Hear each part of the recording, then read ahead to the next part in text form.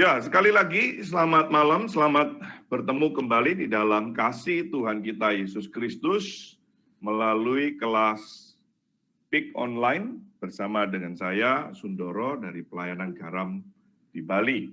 Bapak, Ibu, Saudara-saudara sekalian, mari kita membuka Alkitab kita.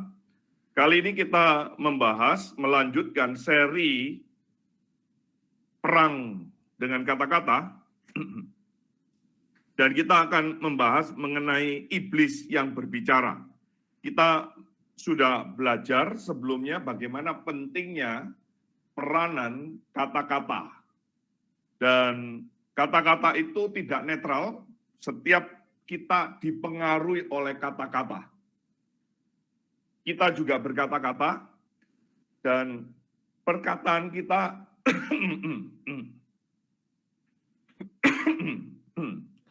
perkataan kita itu ada kuasa dan mengarahkan, ya. Dan Alkitab mengajarkan kepada kita, saudara-saudara, bahwa yang berkata-kata itu adalah Allah. Minggu lalu kita sudah bicara, sudah membahas, yaitu Allah yang berbicara. Nah, minggu ini kita masuk di dalam sesi yang membahas mengenai iblis yang berbicara. Jadi selain Allah, ada iblis yang berbicara dan manusia yang berbicara. Dari sini kita akan melihat bagaimana pertemuan, irisan, dan benturan-benturan sehingga kita bisa membedakan nanti mana perkataannya Allah, mana perkataannya iblis. Dari mana? Ya dari ciri-ciri ini yang akan kita bahas. Saya berdoa, saya berharap supaya melalui sesi ini kita lebih peka untuk membedakan mana perkataan-perkataan, nasihat-nasihat, masukan-masukan, arahan-arahan yang dari Allah atau yang bukan. Melalui bagian ini saya berdoa dan saya berharap saudara betul-betul mendengar dengan baik-baik, belajar, mencatat baik-baik, dan saudara dilatih oleh Tuhan untuk bisa membedakan mana yang dari Tuhan, mana yang bukan. Mari kita lihat di dalam Kejadian pasal 3, saya mengajak kita untuk membaca ayat yang pertama sampai ayat yang ke-13.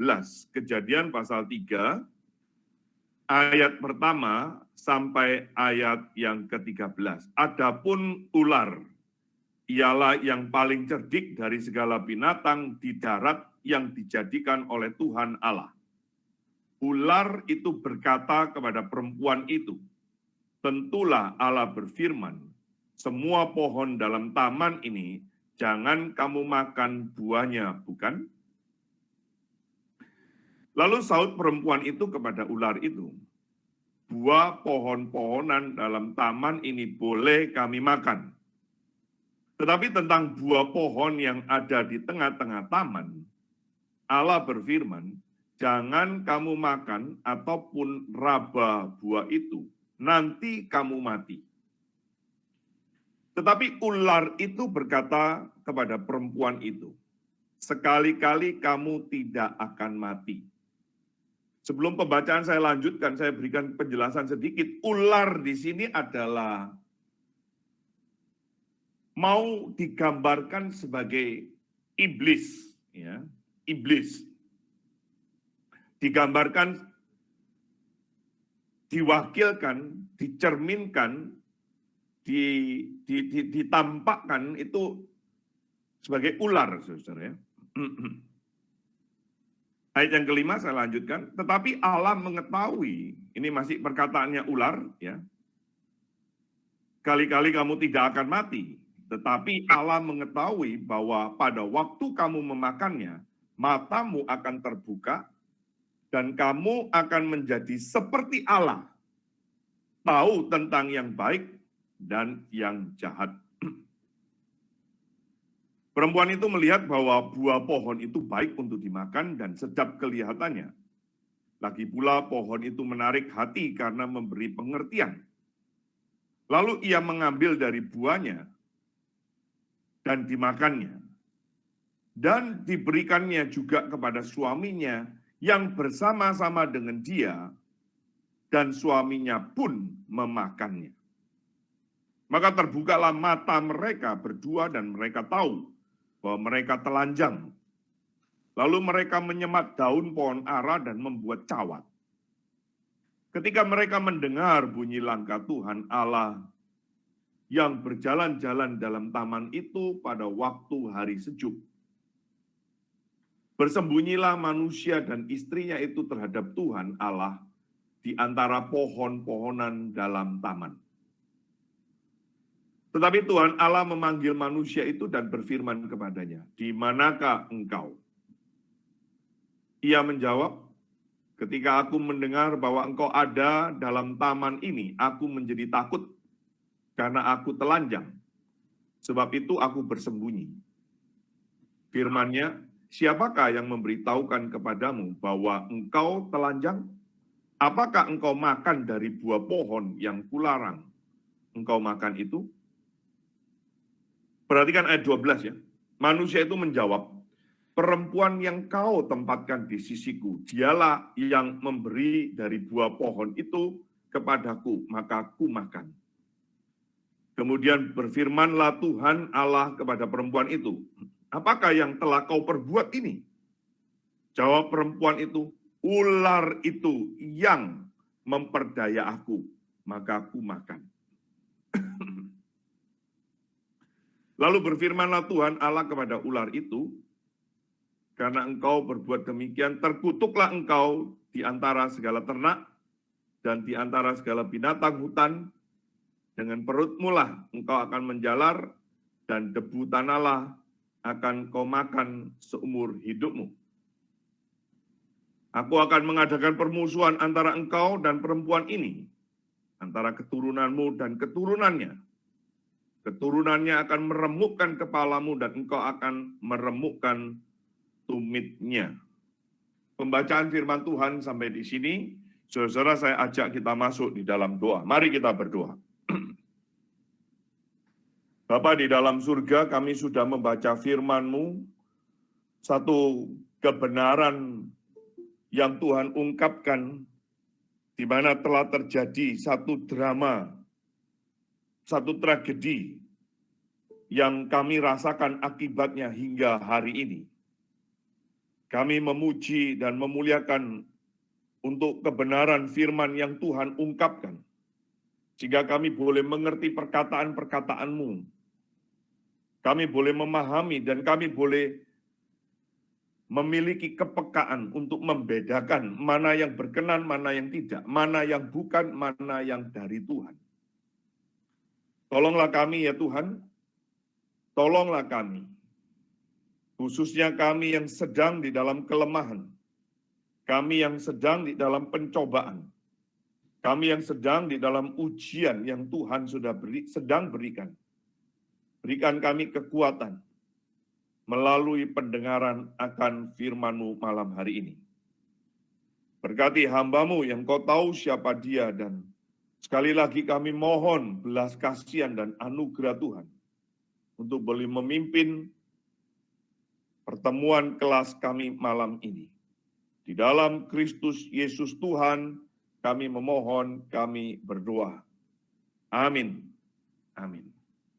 Bapak, Ibu, saudara-saudara sekalian, pendengar PIK online dimanapun Anda berada, Kejadian pasal yang ketiga adalah satu gambaran,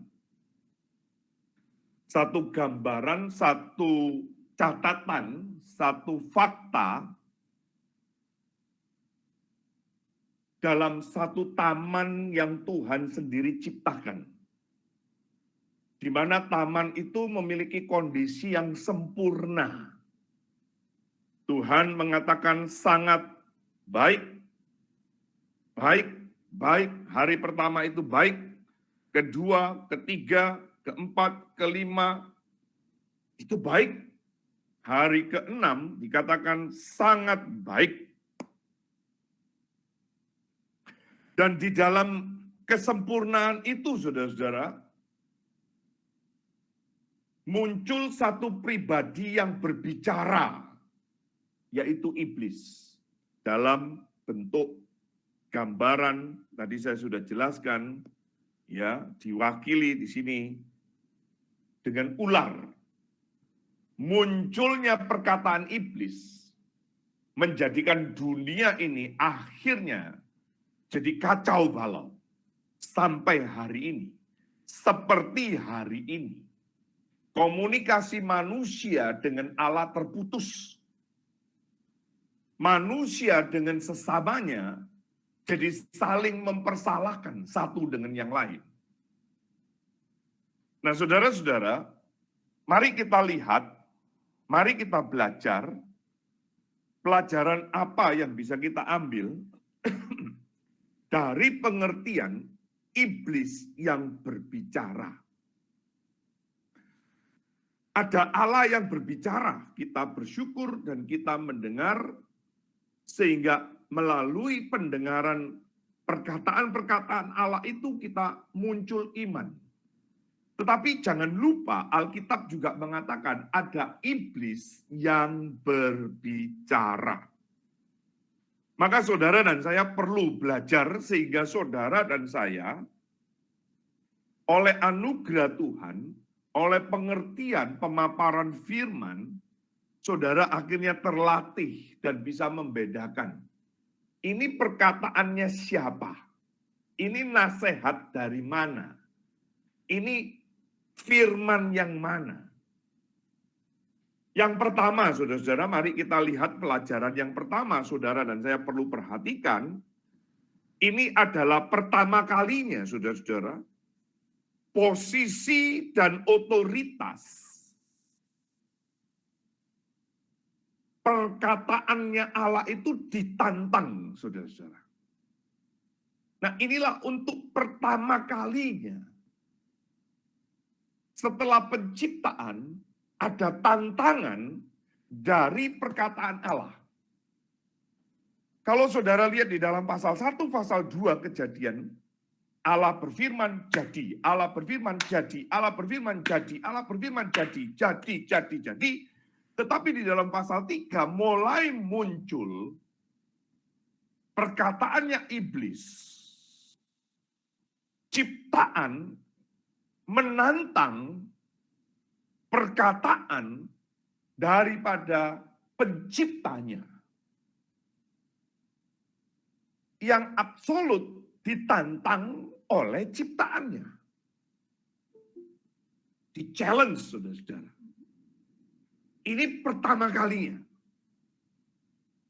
Saudara-saudara, kalau lihat prinsip seluruh ciptaan harus tunduk dan taat pada pencipta.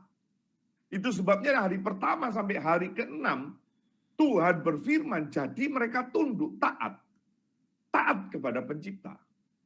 Dan prinsip ini harus dijalankan, taat dan tunduk kepada penciptanya demi kebaikan, keuntungan, kenikmatan daripada seluruh ciptaan, termasuk di dalamnya sang pencipta itu sendiri. Jadi saudara-saudara, Tuhan menciptakan itu untuk kebaikan dan kenikmatan, tujuannya semuanya itu untuk pencipta semata. Ini yang kita kenal sebagai hukum ciptaan. Nah, Alkitab mengajarkan kepada kita, dari sini kita bisa tahu perkataan iblis itu apa? Yaitu menantang posisinya Allah sebagai pencipta. Dia menantang, dia melawan otoritas yang ilahi. Memunculkan kebimbangan terhadap otoritas Allah. Dia memunculkan keraguan perkataan-perkataan Tuhan. Nah, inilah bagian yang pertama, saudara-saudara. Iblis yang berbicara, dari mana kita bisa tahu perkataannya iblis?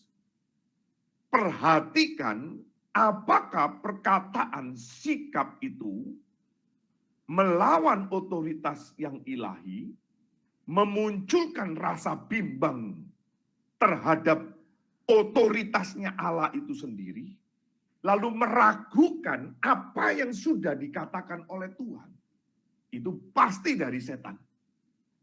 Ingat perkataan, saudara, kita sudah belajar ini, perkataan itu mengandung kuasa dan mengarahkan, tidak ada yang netral. Kita sudah lewat ini, kita sudah belajar ini. Perkataan itu mengandung kuasa dan mengarahkan apakah itu mengarahkan kepada hal yang membangun atau mengarahkan kepada hal yang merusak. Demikian juga dengan perkataan Allah, saudara-saudara. Berkuasa serta mengarahkan kita pada kehidupan yang berkenan kepadanya. Tetapi inilah yang dilakukan oleh iblis. Dia selalu menantang otoritas Allah dan mengarahkan pada kewenangannya dia sendiri, bukan kepada Allah. Dia mengarahkan kepada dirinya sendiri. Dia mengarahkan yang selain Allah. Nah ini saudara-saudara. Saudara dan saya perlu jeli, perlu waspada. Perkataannya itu mengarahkan untuk melawan Tuhan, bukan membawa kita kepada Tuhan.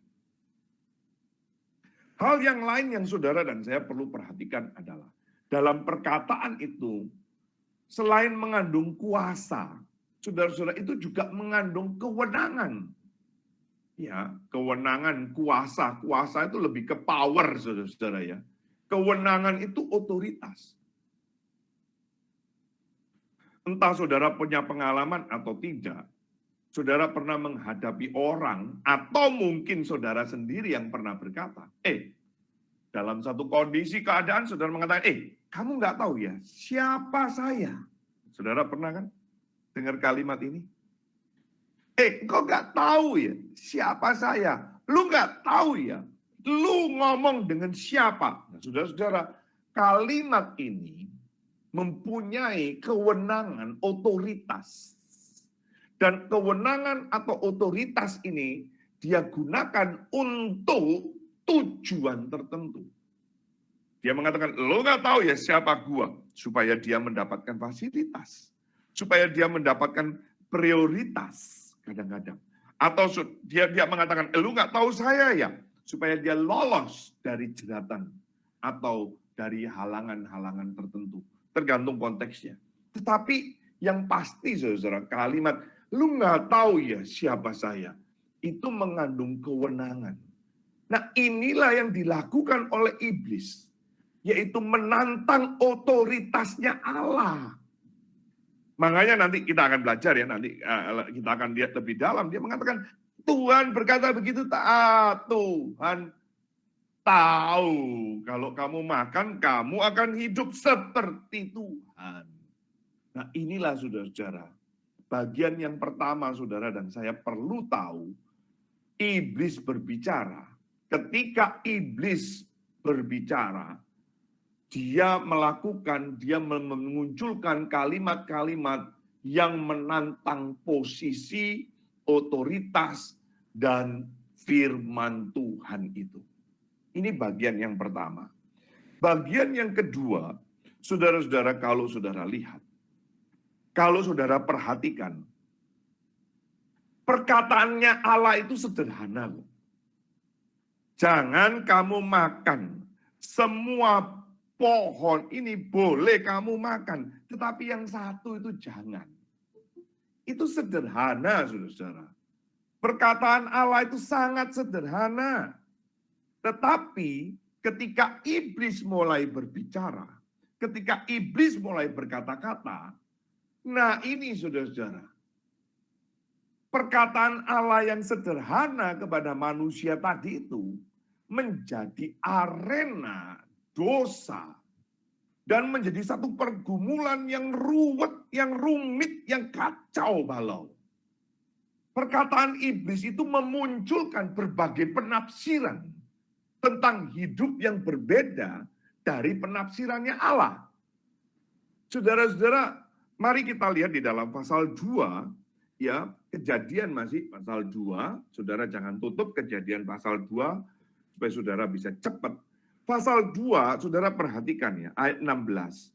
Lalu Tuhan Allah memberi perintah ini kepada manusia. Ini perintahnya Tuhan, saudara. Ini firman-Nya Tuhan. Ini perkataannya Tuhan. Semua pohon dalam taman ini boleh kau makan buahnya dengan bebas. Tetapi pohon pengetahuan tentang yang baik dan yang jahat itu, janganlah kau makan buahnya. Sebab pada hari engkau memakannya, pastilah engkau mati. Sederhana bukan? Sederhana, saudara. Kamu boleh makan semua, tapi yang satu ini jangan. Waktu kamu makan, mati kamu. Mati di sini adalah keterpisahan. Mati di sini adalah keterputusan relasi, hubungan. Ya, orang mati itu kan terpisah, saudara.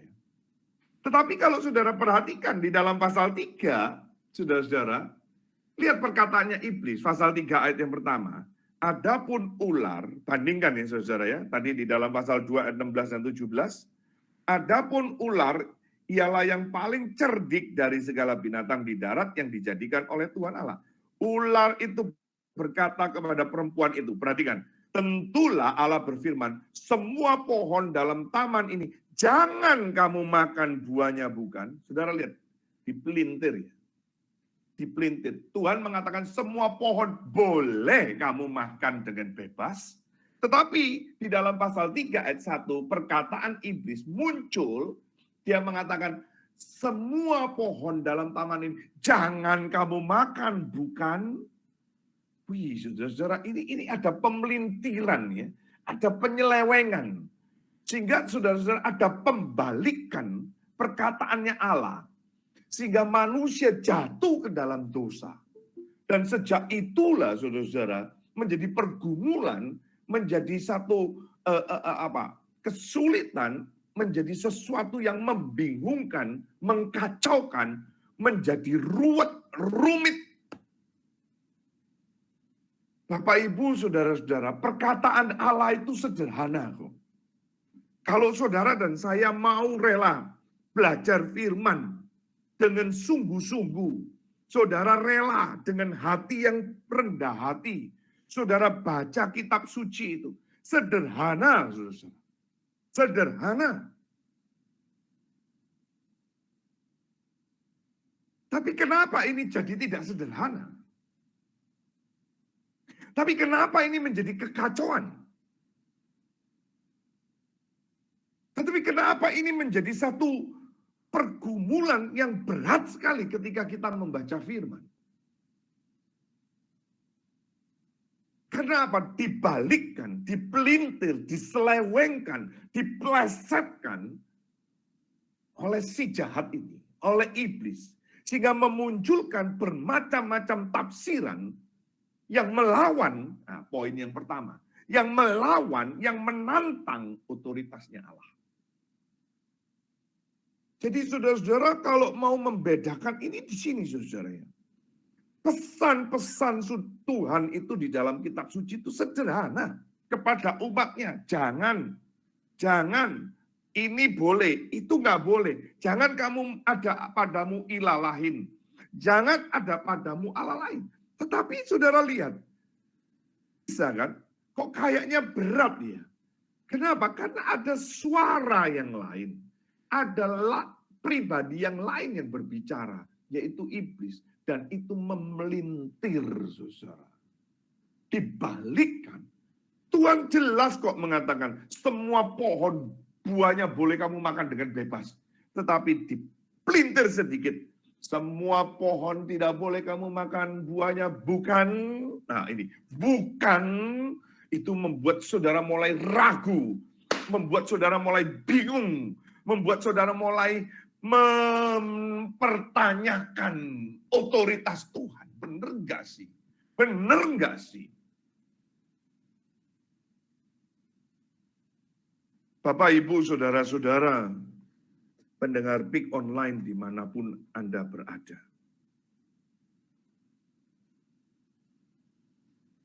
Hal ini bukan terjadi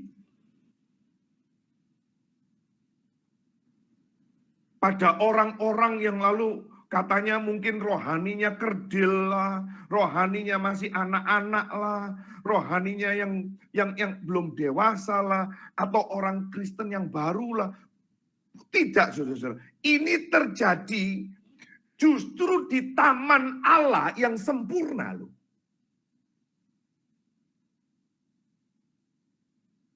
Saya mau berbicara bahwa ini juga terjadi kepada saudara dan saya. Dan saudara dan saya bukan di tamannya Allah yang sempurna sekarang ini.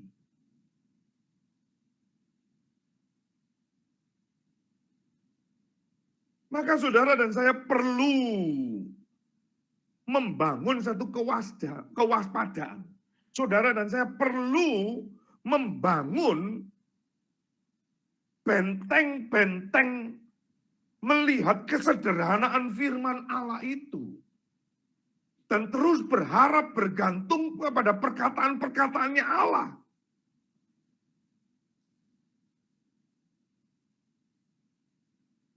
Dan saudara-saudara, ini tidak mudah.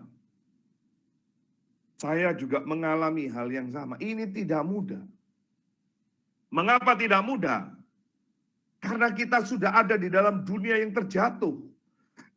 Ayat yang kita baca ini, peristiwa ini terjadi di tamannya Allah yang sempurna. Di mana Allah sendiri yang mengatakan, baik, baik, baik, baik, sangat baik.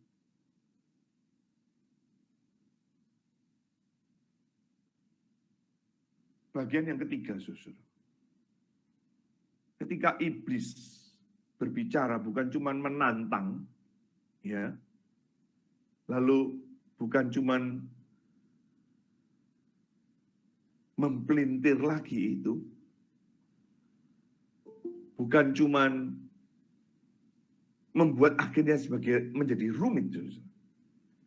Tetapi saudara-saudara, iblis ini memunculkan kebohongan dan penipuan yang merusak, saudara. Memunculkan kebohongan dan penipuan yang merusak. Saudara perhatikan, saudara, kebohongan iblis bukan serta-merta tidak benar. Tetapi saudara perhatikan ya, kebohongan iblis disampaikan dalam bentuk yang bisa diterima, yang masuk akal, yang manusiawi, mengambil sedikit perkataannya Allah, tapi kemudian diselewengkan untuk kepentingan dan tujuannya sendiri. Sekali lagi ya, saya ulangin ya, saudara, kalimat ini penting dan berat, saudara ya. Kebohongan yang dimunculkan oleh iblis itu tidak serta-merta tidak benar, tetapi saudara-saudara, yang dia sampaikan itu make sense, manusiawi, masuk akal, bisa diterima. Dan saudara-saudara, dia poles-poles sedikit. Bukankah Allah berfirman, itu dia mengambil perkataannya Allah. Dia mencomot perkataan Allah, tapi kemudian diselewengkan untuk kepentingan dan tujuannya sendiri. Saudara lihat itu ayat 3 dan 5.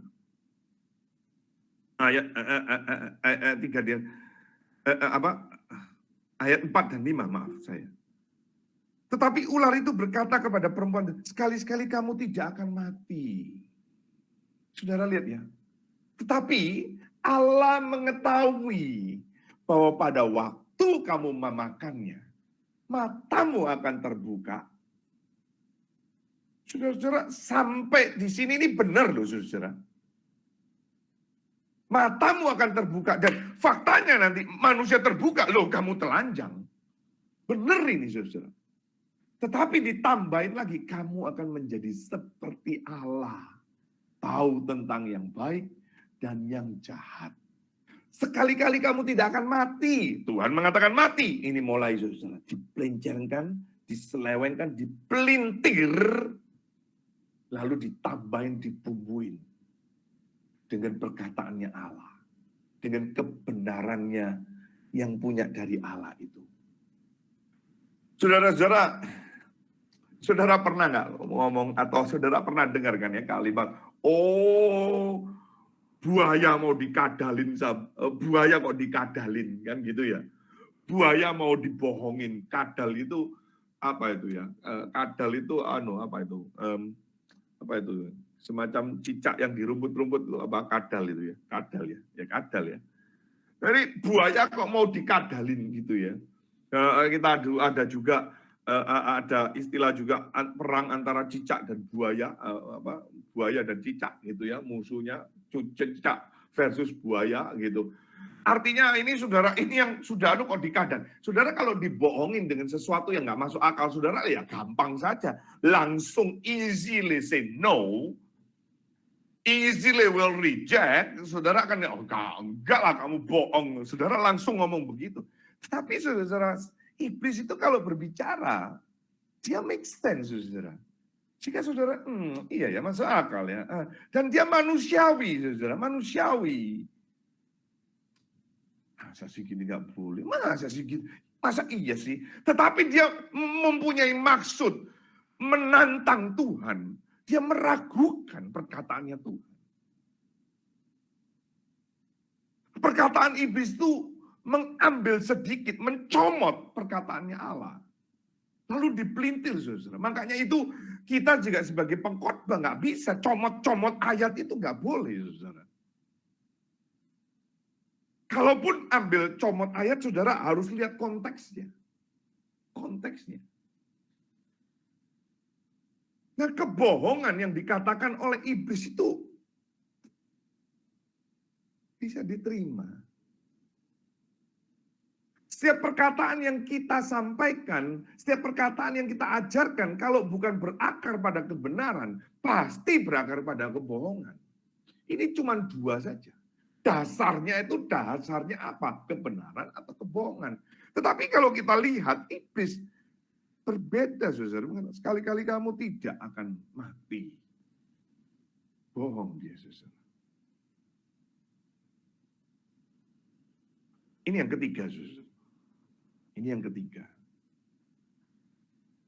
Iblis yang berbicara. Yang keempat, dia memunculkan konflik interpretasi. Iblis itu memunculkan perkataan-perkataannya iblis itu memunculkan konflik interpretasi.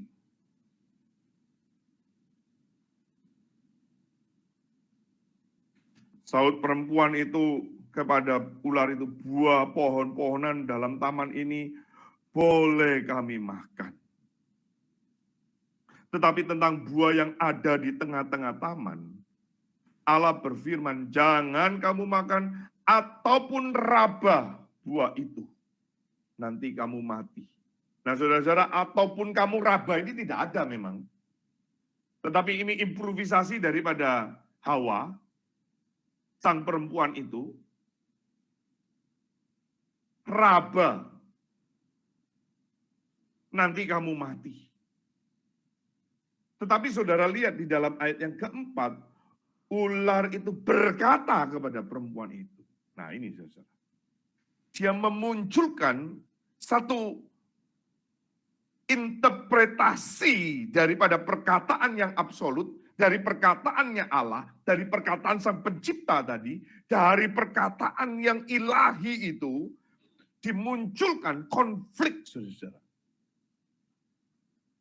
Sehingga akhirnya ayat yang ke-6 saudara, perempuan itu melihat bahwa buah pohon itu baik untuk dimakan. Nah ini saudara, ini mulai dia menginterpretasikan, iya loh baik loh. Kelihatannya itu baik, kelihatannya menarik.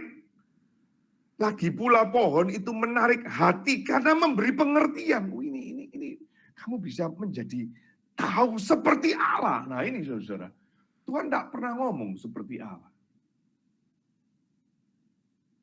Tapi ada interpretasi seperti itu saudara. Dimunculkan oleh iblis ayat yang ke-5. Lalu ia mengambil dari buahnya dan dimakannya dan diberikannya juga kepada suaminya yang bersama-sama dengan dia dan suaminya pun memakannya. Dan benar loh saudara-saudara, lihat ini ayat yang ke-7. Maka terbukalah mata mereka berdua, dan mereka tahu bahwa mereka telanjang. Mereka tidak seperti Allah, tetapi justru mereka sadar telanjang. Nah ini menarik saudara-saudara ya. Setelah ayat yang ke-7, iblis kemana? Tidak ngomong lagi. Dia tidak menghibur loh saudara. Dia tidak apa-apa, tenang saja. Kan kamu sudah terbuka tahu matamu, tenang. Ayo sembunyi. Enggak, iblis tidak ada. Langsung hilang. Saudara. Kemana dia? Sembunyi dia juga. Tujuan saya sudah tercapai. Yeay, celebration iblisnya. Gak ada, saudara. Gak ada. Dia sudah memunculkan kebimbangan, dia memunculkan keraguan, lalu mulai memunculkan interpretasi yang bertentangan. Setelah itu, I'm done. I'm finished. Hasta la vista, baby. Bye. Saudara-saudara, ini loh satu pelajaran yang berharga dari firman Tuhan. Satu pelajaran yang berharga kepada kita semua mengenai konflik interpretasi antara firman Allah dan setan. Perhatikan saudara ya, perkataan atau pengajaran bukan saja datangnya dari Tuhan Allah semata. Tetapi ada juga yang dari setan, saudara. Dan ini juga dikatakan oleh Tuhan Yesus sendiri. Mari kita lihat di dalam Injil Matius pasal 13. Matius di dalam perjanjian baru, pasalnya yang ke-13. Ini Tuhan Yesus sendiri yang mengatakan. Injil Matius pasal 13. Ya. Mari kita lihat ayat yang ke-25. Matius 13 ayat 25 saya akan bacakan bagi saudara. Tetapi pada waktu semua orang tidur, datanglah musuhnya menaburkan benih lalang di antara gandum itu, lalu pergi. Dia menaburkan gandum itu, lalu apa? Pergi. Nah, saudara-saudara, apa ini?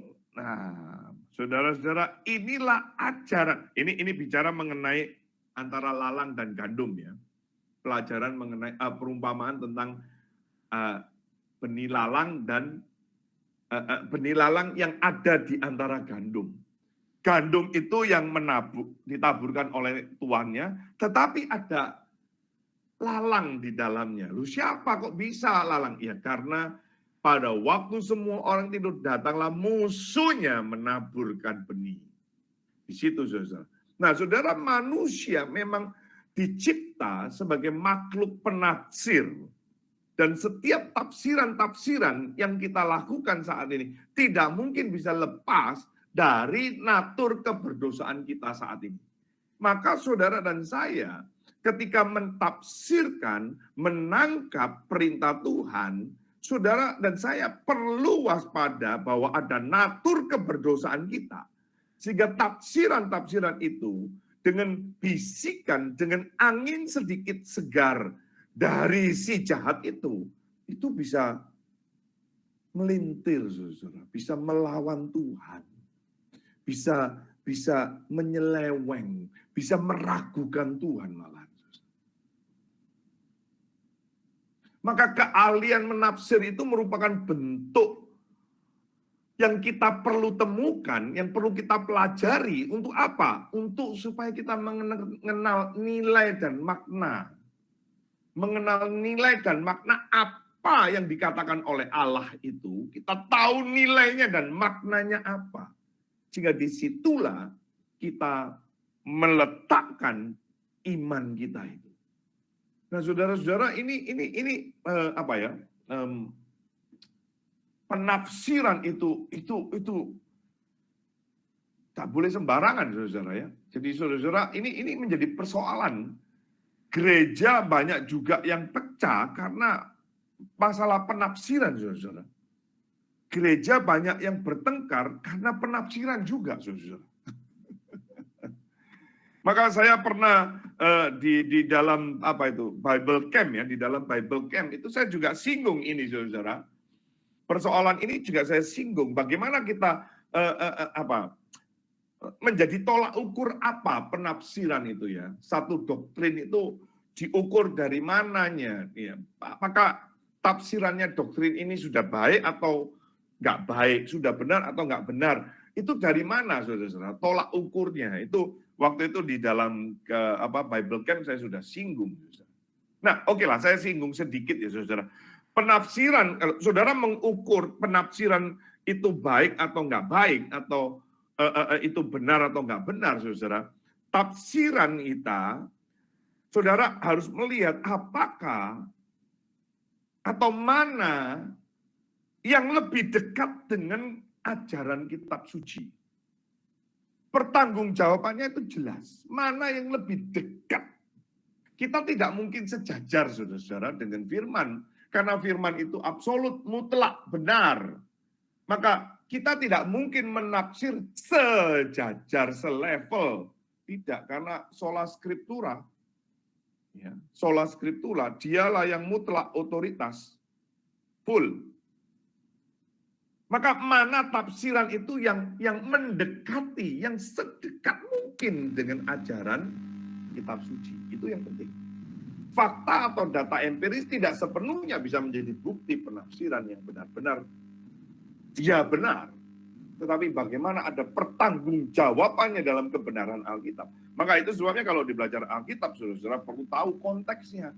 Konteks jauh, konteks dekat, konteks penulisan. Itu saudara perlu.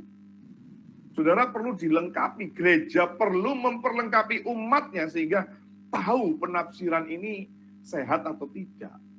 Saudara-saudara, bagian yang kedua adalah apakah penafsiran kita yang pertama tadi sedekat mungkin ya dengan ajaran kitab suci. Lalu penafsiran kita itu integrated, terkait satu dengan yang lain. Terkait dengan satu yang lain, nggak bisa fragmented. Fragmented itu terpisah-pisah, saudara. Lalu ini nggak ada sambungan. Jadi kayak sambungan ini nggak connect. Nggak bisa, saudara. Nggak bisa.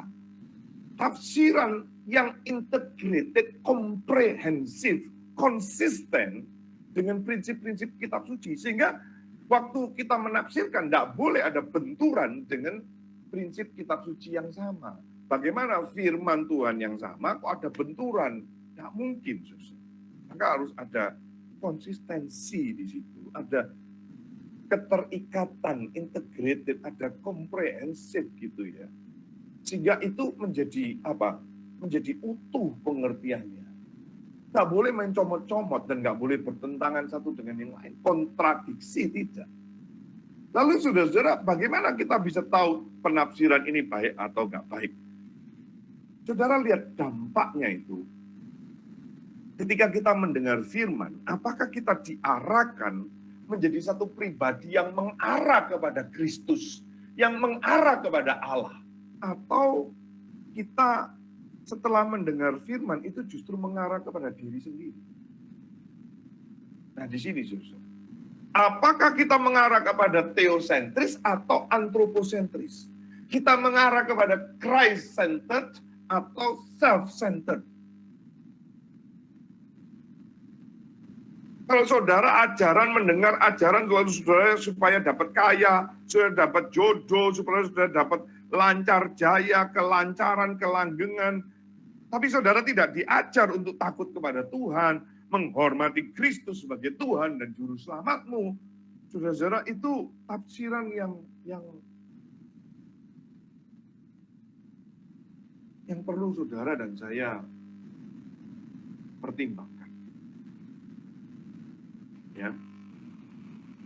Apakah kita berorientasikan kepada kerajaan Allah atau egois saja kepada diri sendiri?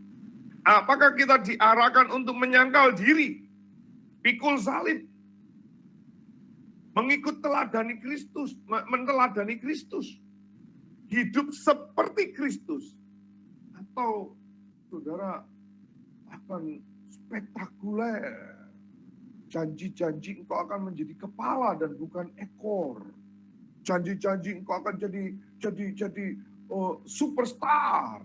jadi yang menonjol.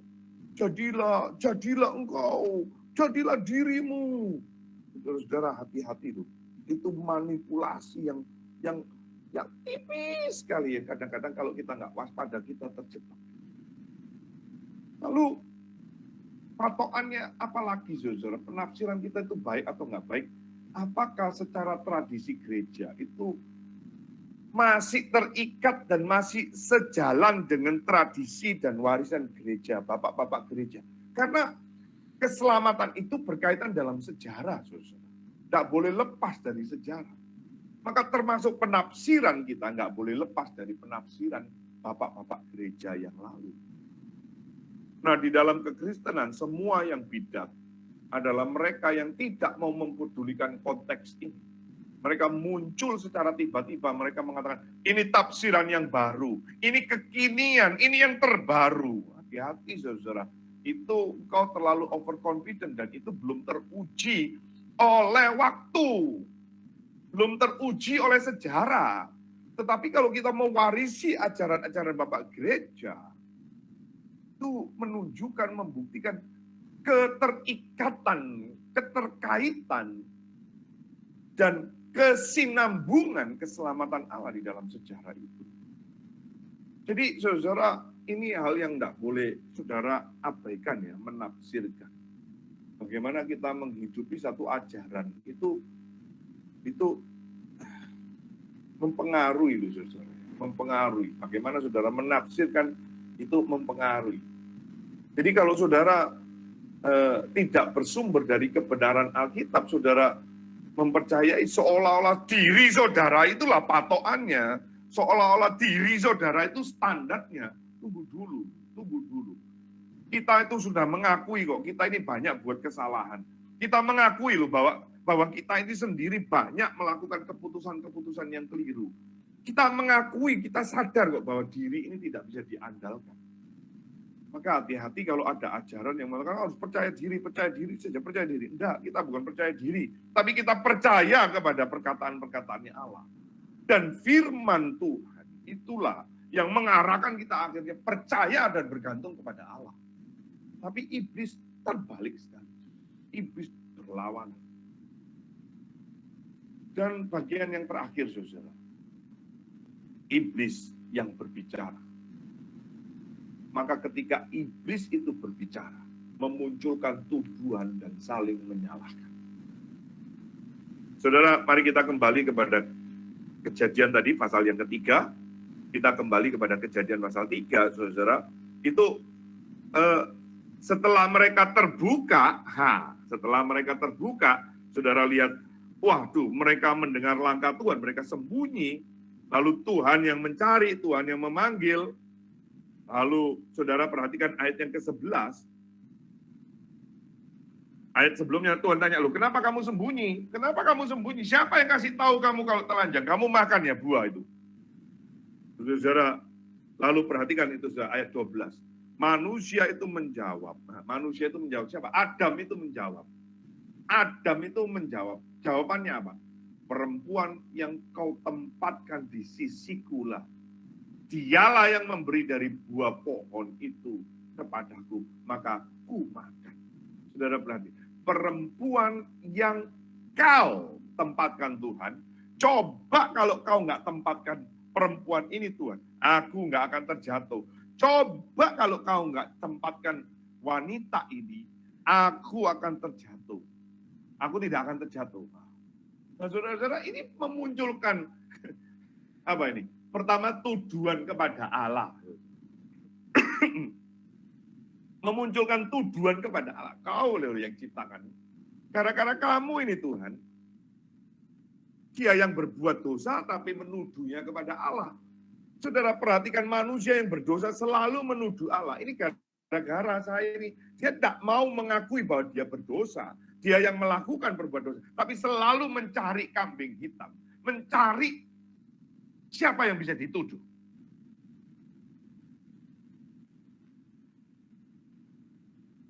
Cilakanya saudara. Akibat perkataan iblis itu, manusia bukan menuduh iblis, tetapi menuduh Allah. Ini saudara. Ini perhatikan. Yang kedua, saudara, setelah dia menuduh yang kau tempatkan, dialah yang memberi. Jadi dia mulai mempersalahkan sesamanya. Seolah-olah bukan salah saya loh. Saya nggak salah loh. Kamu yang makan toh, tapi aku dikira-kira dia yang kau yang tempatkan toh. Sejak manusia mendengarkan perkataan iblis, ini jelas, saudara, mencerminkan rupa iblis. Tidak lagi standarnya Allah, tidak lagi mengasihi Allah, tidak lagi mengasihi sesama. Bukan kesalahanku loh Tuhan. Seolah-olah bukan kesalahannya si Adam, tapi perempuan dan Allah lah yang salah. Saudara-saudara, ayat yang ke-6 tadi itu ya, sangat menarik, saudara-saudara. Waktu perempuan itu melihat buah pohon itu baik, dia mulai tertarik, saudara. Dia mau ambil, dia mau makan. Itu kan si Adam itu ada di dekatnya. Harusnya kan dia, Hawa, istriku, ayang, stop. Ayang, stop. Kamu nggak ingat ya perkataan Tuhan? Harusnya dia sebagai kepala rumah tangga, laki-laki, dia memperingatkan istrinya. Tidak, saudara, dia diam. Dia membiarkan istrinya mengambil buah itu dan dia membiarkan perempuan itu lebih dulu makan. Supaya dia lihat dia mati enggak ya. Enggak apa-apa kalau mati, saya buka cabang baru, enggak apa-apa. Matilah kau perempuan. Itu enggak mati. Enggak mati. Wah, mulai tafsirannya benar ya. Benar iblis ini, Tuhan salah ya. Wah, mengkonfirmasikan, iya Tuhan salah, enggak mati itu. Lalu saudara-saudara ayat ini mengatakan, diberikannya juga kepada suaminya yang bersama-sama dengan dia. Dan suaminya pun memakan. Tetapi kalau kita lihat di dalam nuansa ayat yang ke-12 ini, seolah-olah dia tidak bersalah. Saudara. Inilah saudara, akibat mendengar perkataan iblis. Bapak, Ibu, saudara-saudara sekalian, saudara perhatikan di dalam rumah tangga. Sampai kacau, bahkan terjadi perceraian, pertengkaran. Bahkan tidak sedikit yang terjadi akhirnya pembunuhan. Akibat apa? Mendengar nasihat iblis. Awalnya apa? Ya, awalnya cuma meragukan, membimbangkan. Lalu apa? Menantang, melawan. Lalu apa? Ya, mulai muncul interpretasi. Inilah saudara yang saudara dan saya perlu waspada. Alkitab sudah memberikan kepada kita pelajaran yang berharga sekali. Alkitab sudah mengajarkan kepada kita siapa itu iblis dan bagaimana cara kerjanya. Maka saudara jangan pernah anggap remeh dengan kalimat-kalimat yang kita dengar.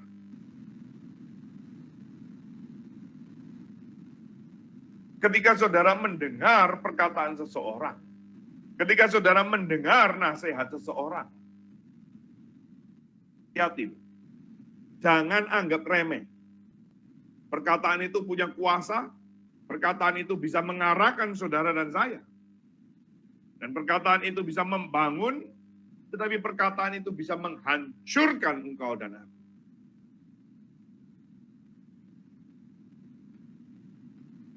Maka izinkan malam hari ini saya tutup dengan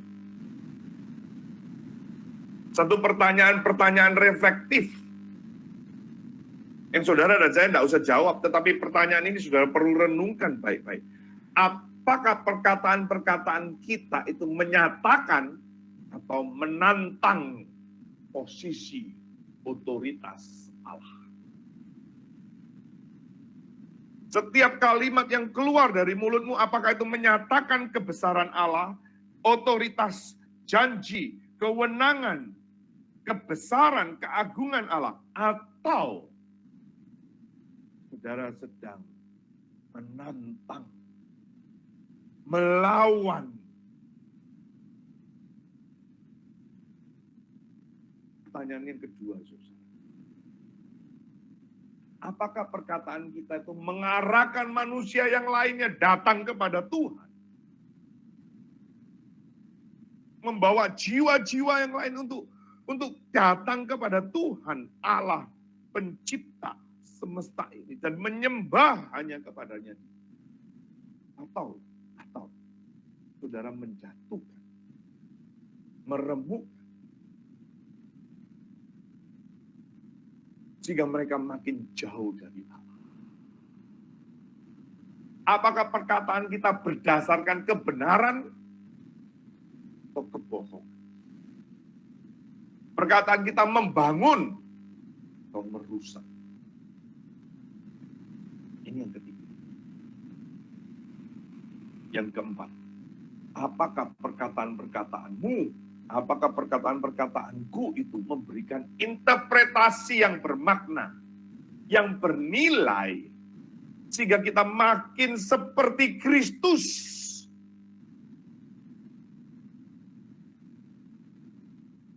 Atau hanya upaya menjaring angin saja? Perkataan yang sia-sia, yang tidak ada makna, yang percuma. Yang mana, saudara? Terakhir, apakah perkataanmu dan perkataanku memunculkan kasih kepada Allah? Memunculkan rasa kasih kepada sesama? Atau perkataanmu itu menuduh kepada Allah? Atau perkataan kita mempersalahkan manusia? Ini gara-gara mamaku, ini gara-gara ibuku, ini gara-gara bapakku, ini gara-gara adikku, kakakku, semualah. Ini gara-gara pacarku, ini gara-gara ini si Aceh, ini gara-gara pendetaku. Itulah perkataan ini. Ingatlah selalu ajaran Alkitab. Yang tadi kita sudah baca di dalam Matius pasal 13. Pada waktu semua orang tidur, datanglah musuh yang menaburkan benih lalat di antara kami. Yaitu apa? Melalui iblis yang berbicara. Kiranya Tuhan beranugerah atas kita sekalian. Kiranya Tuhan memberikan kepekaan kepada kita, sehingga kita memiliki kemampuan, kita memiliki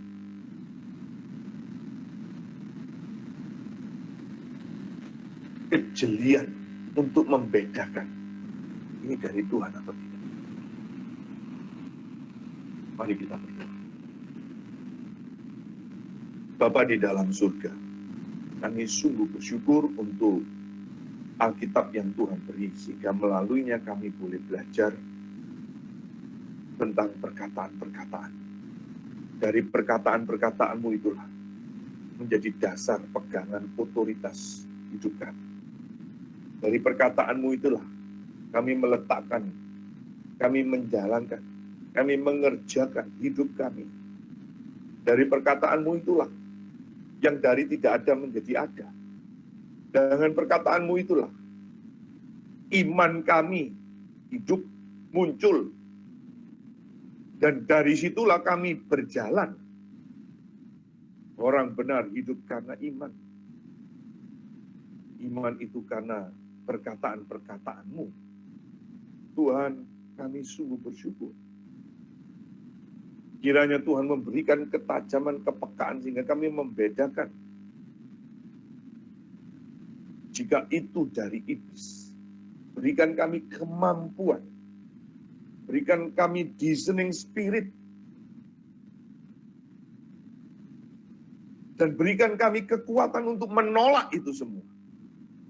Berikan kami kemampuan untuk menghalau semua nasihat-nasihat daripada si jahat itu. Tuhan tolong kami. Tuhan tolong hamba-Mu. Termasuk hamba sendiri, sering kali tergoda, terganggu. Tuhan tolong umat, kasihanilah kami. Sehingga kami tetap selalu percaya, bergantung, dan berharap hanya kepada perkataan-perkataan-Mu. Manusia tidak hidup hanya karena roti saja, tapi dari setiap firman yang keluar dari mulut-Mu. Kami perlu firman-Mu. Dan Tuhan ajar kami untuk setia membaca firman, setia mempelajari, setia berdiri di atas kebenaran firman. Dengar doa kami. Dalam Kristus Yesus Tuhan, kami memohon, kami. Amin. Amin. Ya, Bapak Ibu, Saudara, saya mau bagikan mengenai sesi minggu depan, Saudara ya. Sesi minggu depan yaitu masih dalam seri perang kata-kata, tetapi sekarang kita mau belajar bagaimana menguasai, menjinakkan perkataan kita. Bagaimana kita menjinakkan lidah. Nah, ini penting sekali ya, Saudara, untuk kita bisa pelajari sama-sama bagaimana kita bisa mengontrol perkataan-perkataan kita. Ini yang pertama. Yang kedua, saudara-saudara, kami masih membuka kesempatan bagi saudara yang mau berbagian di dalam pelayanan kami yang akan kami lakukan di Kalimantan Tengah. Maaf, itu kebalik ya, saudara. Kalbar ya. Kalteng ya. Yang 28 itu Kalteng, nanti yang aduh kok lupa, kebalik. Enggak deh, benar-benar. Kalbar 28 sampai 1 Juli, lalu nanti kita ada di sekitar dan masuk ke pedalaman, baru kita sampai ke Kalteng. Di Kalteng tanggal 12 sampai 16 yaitu 16. Nanti saya akan kembali tanggal 18, saya kembali tanggal 20 lanjut lagi ke Papua. Kita lanjut ke Papua. Jadi saudara berdoa untuk saya supaya Tuhan kasih kekuatan, kesehatan yang cukup. Nah, saudara yang mau berbagian di Alkitab, silakan. Ini saya baru terima laporan, saudara ya, untuk di Alkitab. Alkitab ini sudah ada masuk dana sekitar 146 Alkitab ya. 146 Alkitab. Jadi ini kita rencana 200 tetapi mungkinan tidak sampai ya, belum cukup dana sampai hari ini. Nah, saudara, kita akan bawa sebagian juga ke Papua, Kalbar, terus Kalteng, sebagian juga akan bawa ke Papua. Diingatkan sekali lagi bagi Bapak Ibu, saudara yang mau berbagian, waktu transfer saudara kasih berita Alkitab sehingga kami tidak campur dengan yang kebutuhan operasional atau untuk hal yang bukan Alkitab, saudara. Beasiswa, saudara, kita masih membuka kesempatan semester pembukaan tahun ajaran. Ya, akan dimulai bulan Juni. Jadi saudara dan saya masih diberikan kesempatan jika ada yang mau berbagian.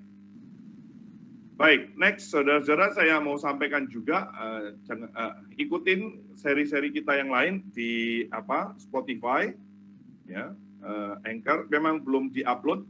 Saudara minta permaklumannya karena saudara ada beberapa, bukan ada beberapa, tapi ada pengurus kita yang sedang masih mengurus anaknya sakit dan yang banyak tugasnya lain, sehingga dia masih terbengkalai untuk melanjutkan editing itu. Tapi seri-seri yang lalu, yang lama masih ada dan saudara bisa ikutin di sana. Lalu saudara kalau diberkati oleh pelayanan ini, pemberitaan dan pengajaran ini, silakan saudara bagikan flyer dan saudara ajak, undang saudara kita yang lain supaya lebih banyak lagi orang yang diberkati melalui kelas ini. Dan jika saudara tergerak, diberkati oleh pengajaran di kelas ini, tergerak untuk memberikan persembahan, saudara bisa salurkan persembahan saudara di gereja saudara masing-masing sebagai bentuk ucapan syukur saudara kepada Tuhan. Atau kalau saudara mau salurkan kepada kami pelayanan garam, saudara bisa hubungi nomor tersebut. Itu nomor saya salah satunya, dan kami akan berbagi nomor rekening pelayanan kami. Pelayanan ini akan segera kami jadikan yayasan, saudara ya. Kita akan segera resmikan, ya jadikan yayasan, lalu nanti kita akan punya nomor rekening yang atas nama yayasan. Untuk sementara masih atas nama pribadi, tapi bukan saya, ya, bukan saya, saudara. Dan saya ya berkomitmen untuk berbagian di dalamnya. Jadi saudara bisa nanti ambil bagian di dalam. Oke, baik, itu yang bisa saya sampaikan. Mari kita tutup di dalam doa untuk pertemuan kita pada malam hari ini. Mari kita doa. Bapa di dalam surga, kami sungguh bersyukur kalau Tuhan memberikan kami kitab yang suci, sehingga darinya kami tahu mana yang dari Tuhan, mana yang bukan, mana yang asli, mana yang palsu, mana yang berkenan dan mana yang tidak Tuhan kenan. Tuhan, tolonglah kami, biarlah Roh Kudus-Mu yang ada di dalam kami, Roh Kudus-Mu yang tinggal, Tuhan anugerahkan sebagai penolong, sebagai roh kebenaran, membawa kami masuk di dalam kebenaran yang utuh, kebenaran yang tidak lari dari firman-Mu itu sendiri. Kebenaran yang membawa kami setia kepada firman, sehingga kami makin dekat dan kami tidak mau terjebak dengan hasutan, tafsiran-tafsiran, asumsi-asumsi pribadi yang kami sendiri banyak mengalami kesulitan dan kekurangan. Kiranya Tuhan menolong melalui firman-Mu, ajar kami, untuk kami, latih kami dengan firman. Berkati pertemuan kami berikutnya, berkati istirahat kami malam.